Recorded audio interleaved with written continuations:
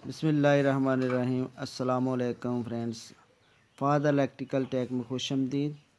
आज हम आपको ये एक नई शीट आई है मार्केट में, उसके मतलब बताएंगे।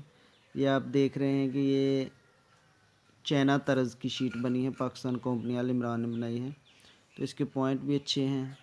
तो ये फिटिंग इसके आप पीछे से देख रहे हैं, ये स्क्रू लगाकर इसको सेलेक्ट किया गया है शीट के साथ।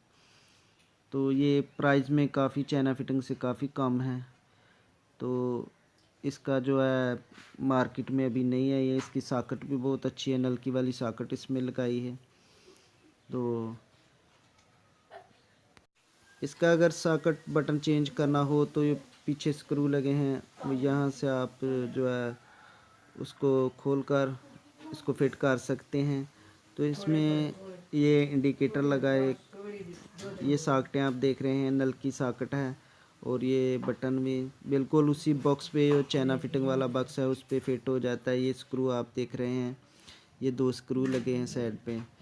तो इसका जो है ना प्राइस बहुत लो है मार्केट में।